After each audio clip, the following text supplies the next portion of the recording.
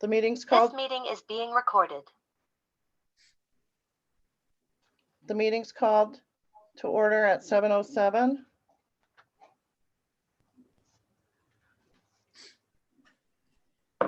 Calling regular board members, Angie DeSanto, Here. John Kopek, Here. Paul Varga.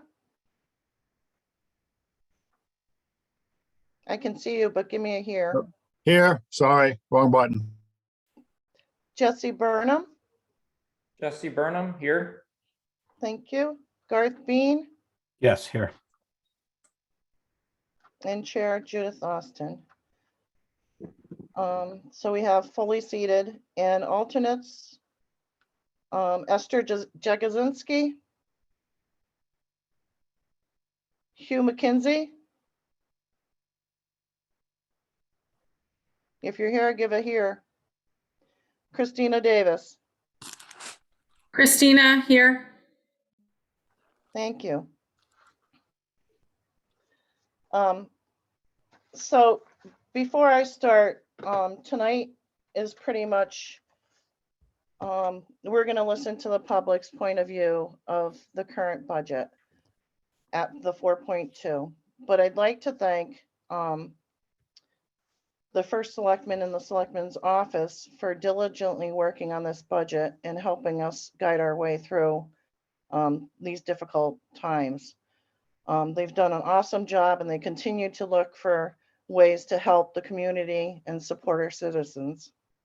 I'd like to thank our board members. You guys are amazing. This was the first board that I've ever been on that, and I actually encourage it, that you guys went and asked the tough questions.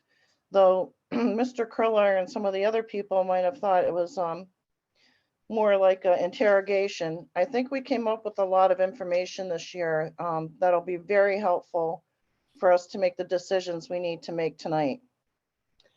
I couldn't ask for a better board, and I thank you guys very much. Again, I'd like to thank Mr. Kriller and Dina. We had the support this year that we've never had in the past as long as I've been on the board. You took the time, you were honest and open, and I don't know, I just get the feeling that we're going in the right direction. And no matter who came, because there were a lot of us that approached you from the board, you always made sure that you answered our questions. And I really appreciate that. I know it's difficult, the things we have to do, but you know, you really have thought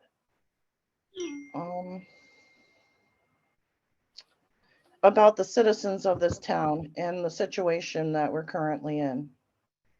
And I appreciate you both. Thank you so much.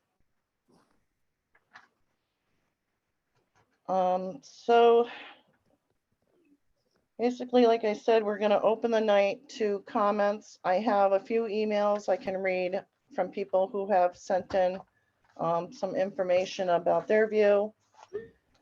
I want everybody to know that, you know, this year we have the 4.2 at the school. It's the highest we've been in several years, and I can go through that later on, but we are trying hard, just so you know.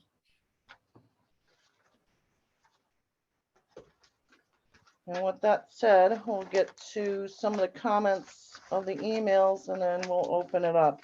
Tonight, we're going to allow 3 minutes for each individual.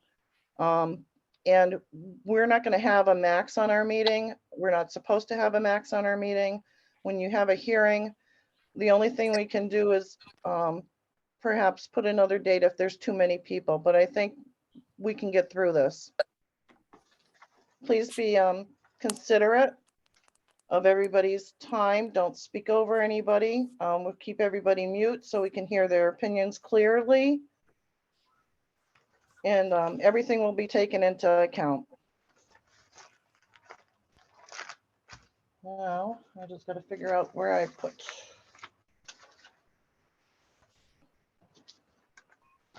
Okay, to start off with, we have a note from Susan Eastwood from Waterfield Road. She says, I regret I'm out of town, but I would like to state my support for raising the school budget back to its original request level or near that. So the original request is 7.6. Our school is key to the success of the town, home prices, and most importantly, to the success of our young people. We cannot afford to cut school staff to the degree that would be necessary with the proposed cuts. As a former BOF member, I was concerned to see inaccuracies in Region 19 numbers. If the Board of Ed, can you mute yourself, please?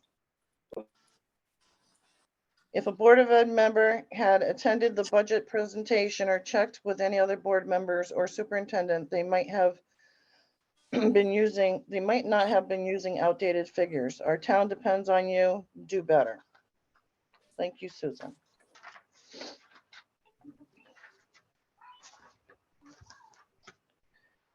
The next person is Sabrina Browsowit. And pardon me if I pronounce your name wrong. I don't mean any disrespect. It's just hard at times.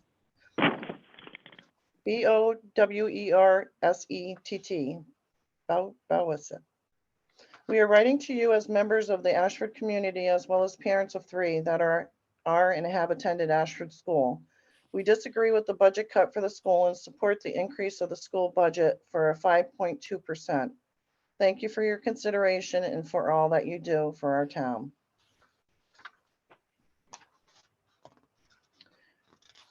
The next letter I have is Janet Barkley. I am writing to express my concern at the current proposed school budget and my support for increasing the budget. I have 2 children who attend Ashford School, one now at Yale Smith, one currently in grade school. I have been very impressed over the years in the quality of the education of the school and the dedication of the teachers, administration, and staff, particularly in addressing the many new demands of COVID. I am concerned that the current proposed budget will result in a significant loss in the quality of school, especially if the staff are cut and/or choose to move on to other schools. Please increase the budget for Ashford Schools so that the current high quality of education can continue. Janet Barkley.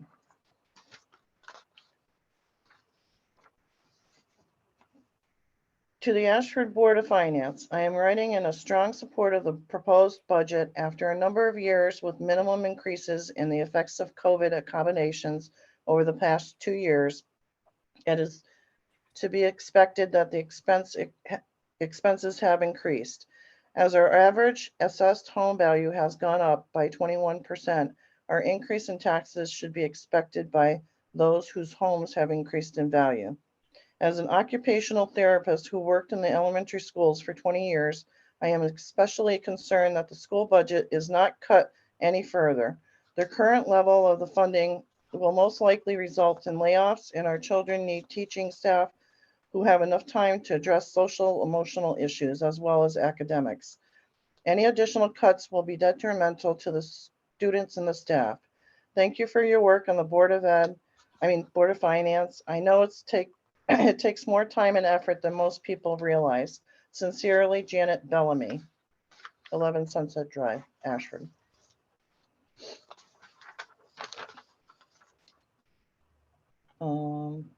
Steve Moritoko, Morytko.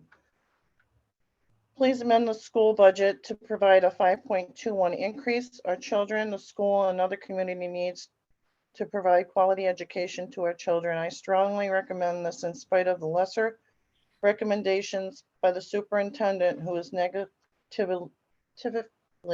disrupting an otherwise excellent school.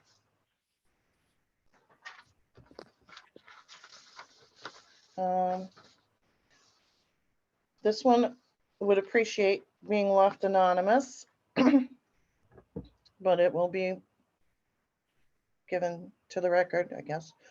It is quite concerning that the school wants to cut additional staff when in reality, it seems as though they really need additional staffing. As a mother of 3 in the school system, ranging from first grade through sixth grade, I have noticed that within 2 years, there has been an increase in issues with bullying and lack of supervision at recess, as well as problems on the bus. Last year, one of my kids was constantly kicked, hit, tackled, and targeted by other kids in the class. This year, one of my children have been involved in several incidents at recess, but there has been no supervision for any staff to confirm what actually happened. There has been zero communication from the school about what is going on. Again, I assume due to lack of staff support. The superintendent sent out notices that we're going to have added supervision on the buses, but at no point did that ever happen on my child's bus.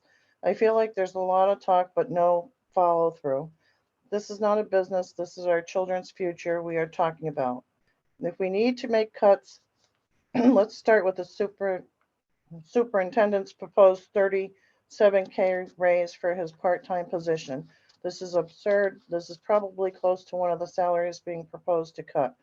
This has to be another way in other places where these cuts can be made without eliminating people or positions. I appreciate it if you left this anonymous.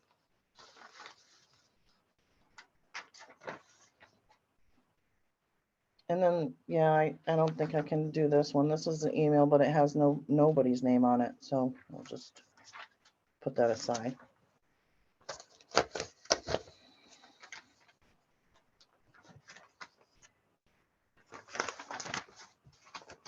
Okay, so with all that being said, we're going to open the discussion to the people because this is what it's about. As we go along, raise your hand. It might take me a few seconds to go through because I don't know, how many people are raising their hand at one time. So just be patient with me. Let's see. Okay, I see Jen Lindsay, teacher. Hi, and by the way, thank you guys all for coming and showing an interest. We normally don't get this many people to visit us. Good evening. I'm Jen Lindsay. I live in town on Axe Factory Road, and I'm also the co-president of the Ashford Education Association. I'm here this evening to provide additional information as a follow-up to a previous meeting where sentiment was expressed that the teachers union took advantage in negotiations to reach an overly generous contract. This is not true. The Board of Ed and the Ashford Education Association are on the same page regarding the facts surrounding negotiations. We're here to set the record straight and present the facts to you, the Board of Finance. The total salary percent increase that was negotiated is in the typical 3+% range found across the state. It was not 6% or higher as stated. Teachers with the most years of service in Ashford receive a raise of only 0.78% this year and a raise of only 1.50% next year. We're waiting for confirmation from the superintendent's office, but based on our calculations from the staffing information we collected, the actual salary cost of our contract over the past 3 years is almost $340,000 less than what we agreed to in negotiations. And this savings is due to our high turnover rate. When we negotiated Ashford teacher salaries with the lowest salaries in every comparison group, our top step salary is last in the county, last in the district reference group, last based on the wealth of towns, and last for 4 of the feeder schools to E.O. Smith. We have not caught up. This year, we are literally last in the entire state of Connecticut.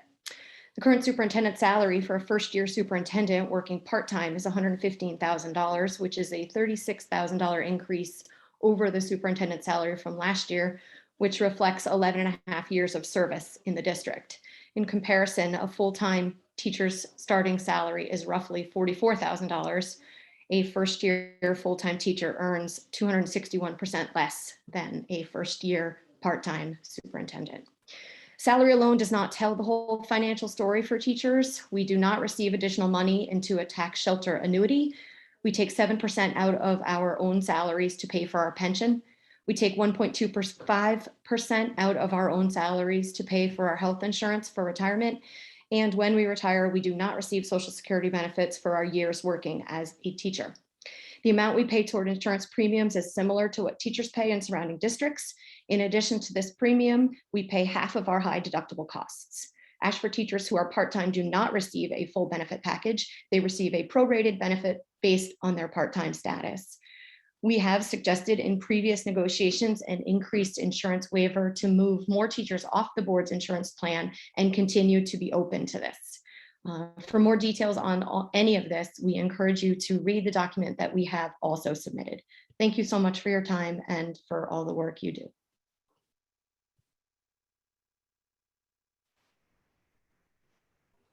Thank you. Thank you, Jen. Let's see. Lynn Fontaine. Hello. Hi, my name is Lynn Fontaine and I work as a kindergarten para. I'm one of the positions in which is in question. And I basically just wanted to come on tonight to put a face to the numbers because I feel like none of us have been able to speak out. And so I just wanted to offer a face. So here I am.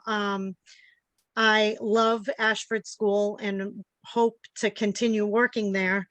The 8 general ed paras in which they speak of combined, we have a total of 135 years of experience that we have brought to our school and shared with our children.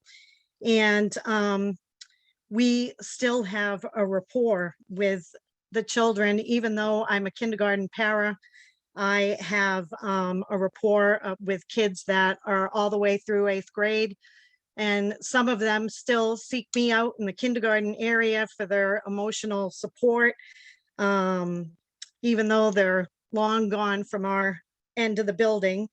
I just basically wanted to share that I really feel like this is such bad timing due to the fact that with COVID and everything, I feel like our kids are coming in lower than they've ever been.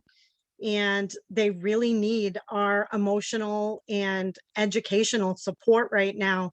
And I feel like if you get rid of the paras that are helping with that every day, I really feel like the kids are going to suffer even more. They will continue to be further behind in their learning. We're trying to catch them up. You know, some of them have entered kindergarten and have never been to school at all. And it's been very difficult for them. And we really have spent a lot of time with them, you know, trying to help them emotionally and as well as educationally. So I just basically wanted to come on here and say that I'm a person and I'm not a number, and I love my job. I love my school and I love my town. And I swore I wasn't going to cry, but I just wanted to let you guys know that, you know, we love Ashford School and we hope to continue to be there for the kids of Ashford School. And that's all I wanted to say. My husband did want to speak. I don't know if he needs to get back in the turn or if you want him to talk now. That's up to you. We can have him speak right now. It's fine. Okay, I'm going to pass the computer to him. So my name is Mark Fontaine. I'm Lynn's husband. We moved to this town about 17 or 18 years ago, and we immediately fell in love with this town. We didn't know anything about the school. Our daughter was very young. Our older daughter had gone into the school, and we had the same knowledge of any general parent. We weren't terribly involved, but we both started volunteering. And it was not something I wanted to do. It was my one day off during the week, and I would go to school and volunteer. And Lynn talked me into it. She said, "You have to go," and we continued to go. And then about 10 years ago, Mr. Hopkins called Lynn on the way home from a vacation and essentially begged for her to come to the school. She had made such an impression on her own time that he wanted her to come in and be a part of the Ashford family, the school family. My understanding is there's 8 regular teachers that have left the school now. And it isn't just teachers that are going. I'd like to appeal in two different ways. The first way is that the Ashford School is a family. People have overcome incredible tragedies, personal tragedies, tragedies in the town, and have always come together. During COVID, they painted flowers on the road and brought the kids around, and we would visit them from a distance, from the end of the driveway, just to let the students know that the teachers were still there, still thinking about them. They still wanted to be involved, let them know they weren't alone. The teachers have organized fundraisers. They would do Live from Ashford, it's Friday night. A lot of events that demonstrate that they aren't just coworkers. They aren't just, I guess, just coworkers. They're friends, they're family. We've gone to people's houses, they've come to ours. We had a recent tragedy in our family, and everybody came over. I was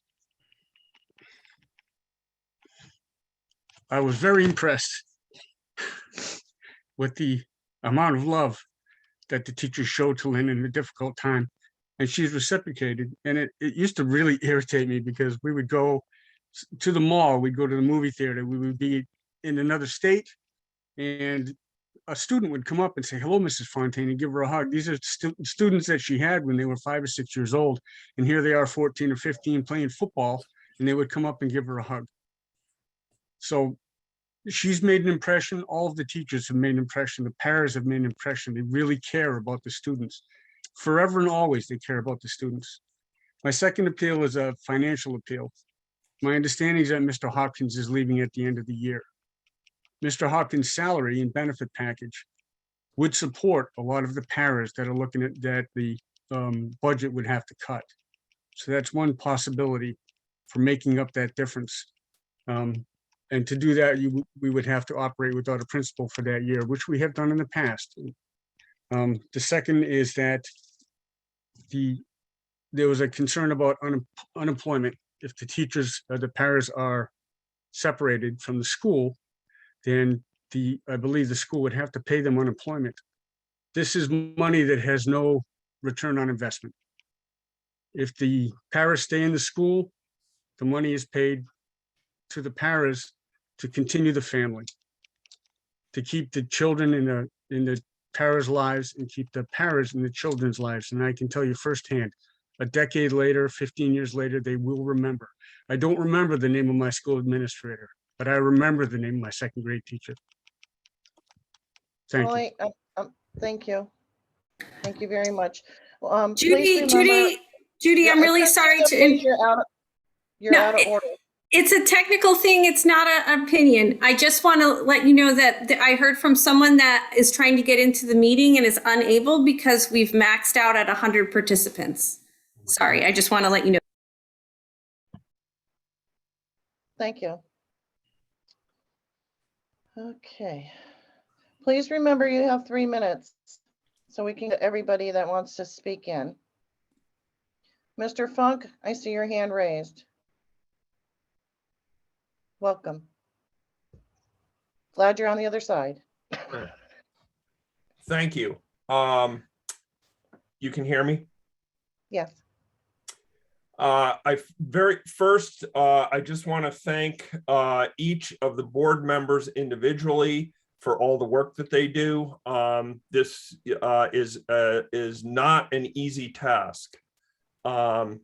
And individually, I think each of you is, putting forth a very, strong effort.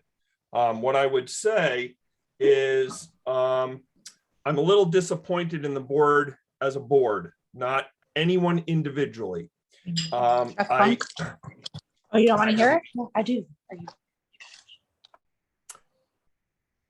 I am very surprised at the level of increase, and I'm surprised at the lack of explanation. At a public hearing, I would have liked to have heard why the school budget has gone up.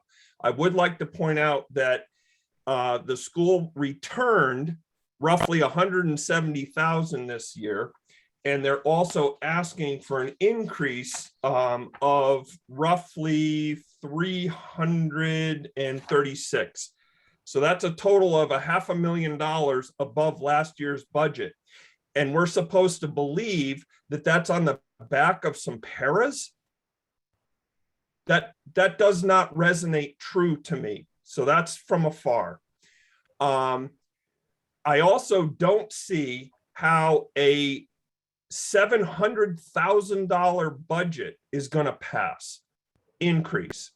That based on last year's mill rate is a 2.3 mil increase over last year. The town budget is up 9%.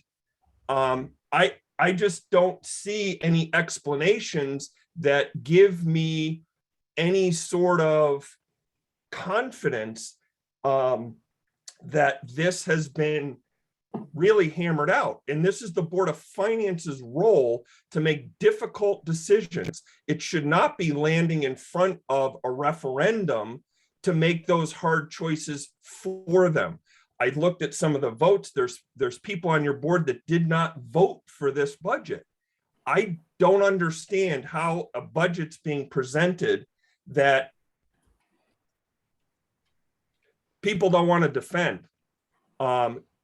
As far as I'm concerned, the town of Ashford was handed a gift this year from Region 19. What was expected did not come to fruition, thank God.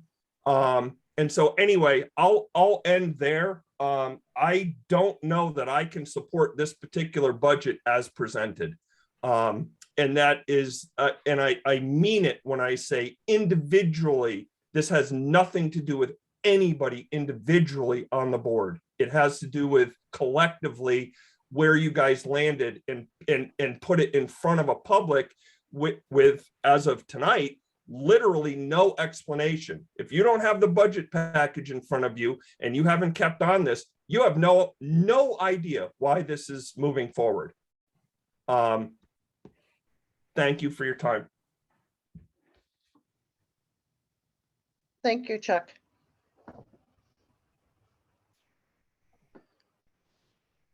I wish you had attended some of the meetings to see the discussions. Okay. Christina. Christina. Yes, sorry. Took me a second there. So I don't want to talk too long because I have a chance to talk as a Board of Finance alternate. I just wanted to provide some perspective on the numbers because I think what was presented in the Citizen, I don't think out of any ill purpose or anything, it just is what it is. But I think there might be a perception on the part of some people in the community that this budget means their taxes will go up and that the reval means their taxes will go up. And so I was able to get a report from the town assessor. Kara was able to provide this today at the last minute. And so just so people know, 23% of homeowners in Ashford, so that's about a quarter, 1 in 4, will see their taxes stay flat or go down from last year. So 1 in 4 will have a tax decrease for homeowners. And I'm not that business taxes and car taxes, that's a separate issue. I'm just talking about homeowner taxes. 35% of homeowners will see their tax bill go up 1 to 7%, and 42% will see their taxes go up 8% or more. The median increase of our tax bill based on the proposed budget is 6%. So I just wanted to provide that perspective for people so that they understand that even if your taxes may go up based on your assessment, that's not necessarily the case for everybody. And I do want to just mention quickly that I do hope that we can get to a point before we send this budget to referendum as a Board of Finance that everyone can stand behind it and support it. I think that's really important that the Board of Finance members all believe in the budget before it goes to referendum. Thank you.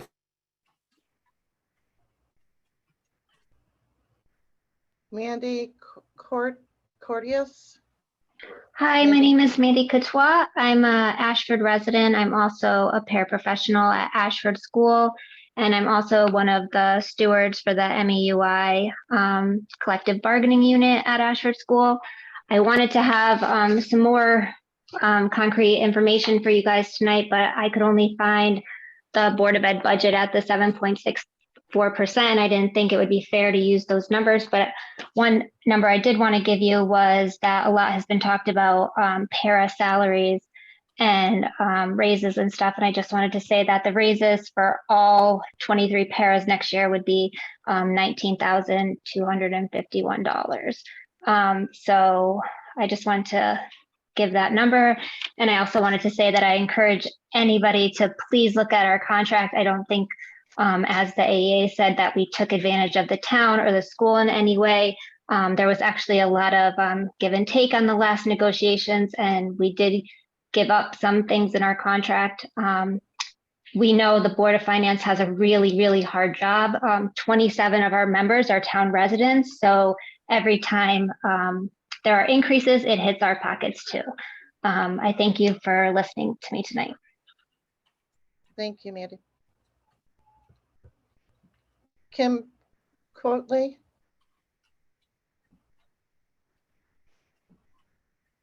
Good evening, Board of Ed members. My name is Kim Coatley. I'm on Eastford Road. I am a parent of 3 students, 2 of which are at the school, one's at E.O. Smith. I'm also on the Board of Ed, and I'm also a teacher in another town. So I kind of look at it at several lenses, so to speak. The COVID decline has hit schools hard. The kids, we're seeing more mental health. We're seeing more behavior problems. Removing funds and decreasing when we need it is not the time. We're also seeing the same thing as homeowners within the school, the increase of fuel cost, the increase of expenses for everyday paper just because of the increase in fuel costs. So when we originally asked for certain numbers of the budget, we don't know that the next day something's going to change. So it's the same way as it's hitting the citizens, it is hitting the school. So we are asking, begging to look at that 4.21, look at 5.21. We don't want to lose the paras, some of which we need for grants. And I do understand the Board of Finance does look at that bottom number, but we're getting hit with those fuel costs. We're being hit with all these additional demands we need to give to the students. Like I said, our mental health is soaring. Our decline academically because of COVID is soaring. And we actually need more help. So we need to keep those. There is a shortage of paras. It's not where we go, oh, we don't need you this year, we can't afford you, and try to pull them back next year. These are paras that have been there since my kids, I have a 16-year-old, has been there. And they are excellent at their job. They do bond with those children. They are helping, even with the older grades, they're helping as subs in other shortage area. So I'm begging the Board of Finance to look at least the 4.21, but begging for the 5.21. The school needs those funds this year to help us while we're seeing the same decline. Thank you.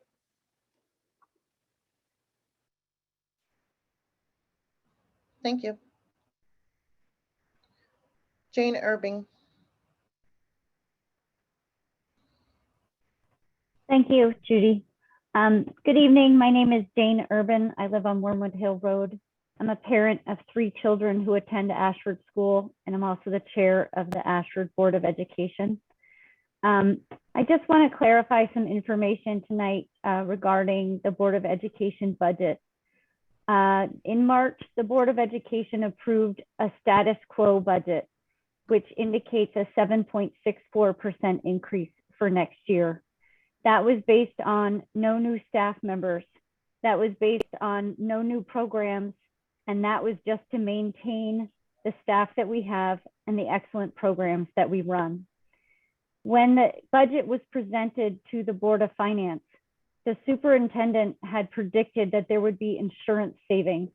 And so we would only require a 5.21% increase, which was subsequently reduced by the Board of Finance to a 4.21% increase. We've gotten additional information since that March meeting on the actual insurance rates or closer estimates to what those insurance rates will be. And we will not get anywhere close to the savings that the superintendent predicted we will. As a result, at a 4.21% increase, the Board of Education is looking or needs to cut approximately $240,000 from our budget. And that means likely we will have to lose staff. As other members or as members of the public have mentioned, we are seeing unprecedented challenges in the classroom after 2 years of remote school, of homeschool variations because of COVID.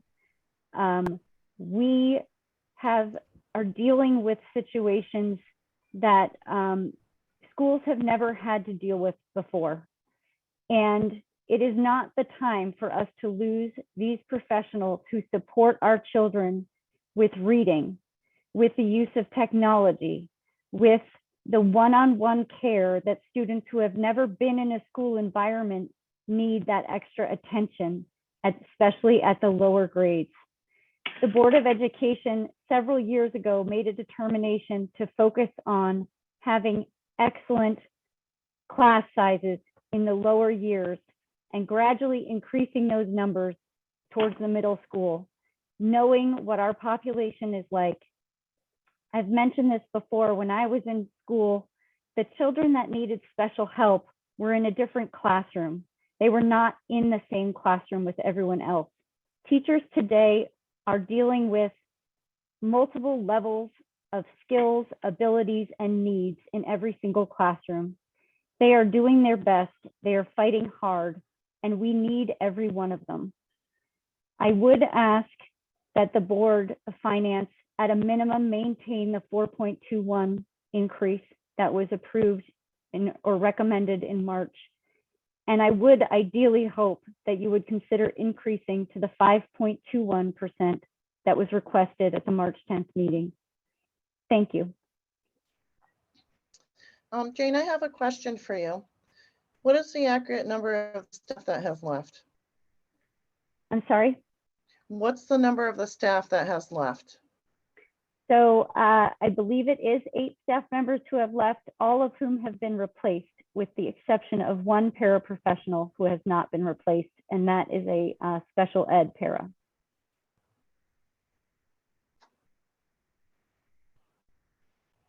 Thank you. So we have to stop the meeting for a minute so we can get more people on. Bear with us.